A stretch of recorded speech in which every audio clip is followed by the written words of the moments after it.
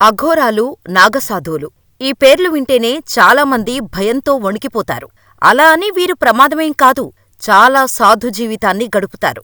కాని శ్మశాన వాటికల్లో పూజలు చేయటం, సగం కారిన శరీరాలను తినడం, వారి ఆచారాల్లో అఘోరీలు తంత్రసాధన చేయటం భయానకంగా ఉండటంవల్ల వీరి దగ్గర ఉన్న మంత్రతంత్ర సాధనతో కోపం వచ్చిన వారిని నాశనం చేయగలరని జనాలు నమ్ముతారు.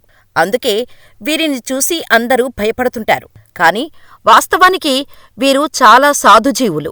ఎక్కడ ఎప్పుడు ఎవరితో ఎలా ఉండాలో అలా ఉంటారు. అంతే తప్ప ఎవరికీ వీరు హాని చెయ్యరు. ఒక్క మాటలో చెప్పాలంటే దుష్టులెవరినైనా వీరు చంపినవారు వారి వ్యక్తిగత కోపంతో చెయ్యరు. కేవలం లోకం సుభిక్షంగా ఉండటం కోసం మాత్రమే చేస్తారు. అయితే చాలామంది తెలియనివారు నాగసాధువులు, అఘోరాలు ఒకటే అనుకుంటారు. కాని వీరిద్దరి ఆచారాలు, నియమాలు వేరువేరుగా ఉంటాయి. సో ఈ వీడియోలో అఘోరాలకు, నాగసాధువులకు తేడా ఏమిటి? అసలు అఘోరాలు ఎవరు? నాగసాధువులు ఎవరు? అఘోరాల జీవన విధానం ఎలా ఉంటుంది? నాగసాధువుల జీవన విధానం ఎలా ఉంటుంది? అఘోర నాగసాధువులు మధ్య తేడా ఏంటో తెలుసుకుందాం. నాగసాధువులు, అఘోరాలు ఒకేలా కనిపిస్తారు. కాని వీరిద్దరి మధ్య చాలా తేడా ఉంటుంది. అఘోరా సాధువులు అఘోర్ శాఖను అనుసరిస్తారు. వీరిదంతా మొత్తం ఒక రహస్య సంప్రదాయం. ఇందులో జీవన్మరణ చక్రాన్ని అర్థం చేసుకునే ప్రయత్నం జరుగుతుంది.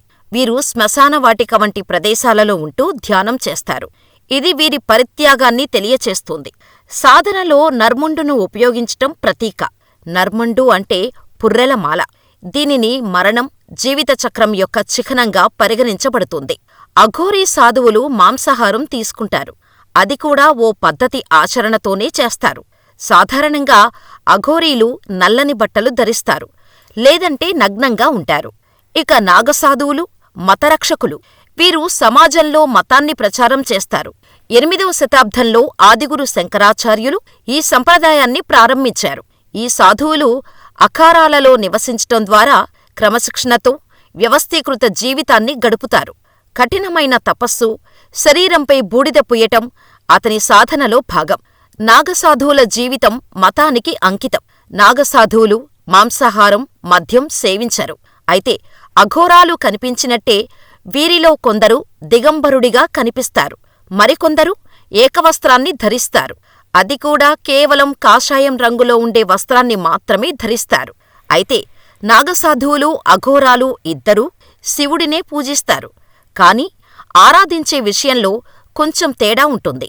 నాగసాధువులు శివుని ఏకాంత వ్యక్తిత్వాన్ని ఆరాధిస్తే, అఘోరీలు శివుని యొక్క భయంకరమైన రూపమైన కాలభైరవుడిని ఆరాధిస్తారు. దత్తాత్రేయను అఘోరీల గురువుగా పరిగణిస్తారు. దత్తాత్రేయుడు శివుడు, విష్ణువు, బ్రహ్మల అవతారమని కూడా చెబుతారు. కాగా నాగసాధువులు జీవితాంతం బ్రహ్మచర్య నియమాన్ని పాటిస్తారు. కాని అఘోరాలు బ్రహ్మచర్య నియమం లేదు. వారికి బ్రహ్మచర్యానికి సంబంధించి విచిత్రమైన నియమాలు ఉంటాయి. వాటిని అఘోరాలు తంత్రసాధనలో పాటిస్తారు. అఘోరాలకు ఎలాంటి అలంకరణ ఉండదు. ఎల్లప్పుడూ మానవ పుర్రెను తమతో తీసుకువెళతారు. కాని నాగసాధువుకు 17 అలంకారాలు ఉంటాయి. భస్మం, తిలకం, కుండల్, కంకణాలు అని నాగసాధువులు అలంకారాలు చేసుకుంటారు. అఘోరాల సంప్రదాయం ప్రకారం అఘోరా సన్యాసుల మృతదేహాన్ని మరణం తర్వాత దహనం చెయ్యరు. వారి డెడ్ బాడీని తలకిందులుగా ఉంచి, అంటే తలను కిందకి, పాదాలను పైకి ఉంచుతారు. అలా వారి శరీరాన్ని సుమారు 40 రోజులపాటు అలాగే ఉంచుతారు. ఆ తర్వాత దానికి పురుగులు పట్టి సగం గంగానదిలో కలిసిపోతుంది. కాని తలను మాత్రం ఆధ్యాత్మిక సాధనాల కోసం భద్రపరుస్తారు. నాగసాధువుల అంత్యక్రియలు పూర్తి భిన్నంగా ఉంటాయి. వీరు మృతదేహాలను దహనం చెయ్యరు. అయితే వీరి మరణం తర్వాత సమాధిని ఏర్పాటు చేస్తారు. వీరి అంత్యక్రియల సమయంలో చితికి నిప్పంటించలేరు. ఒకవేళ అలా చేస్తే అది నిందగా భావిస్తారు. ఎందుకంటే నాగసాధువులు ఇప్పటికే తమ జీవితాలను ముగించారు.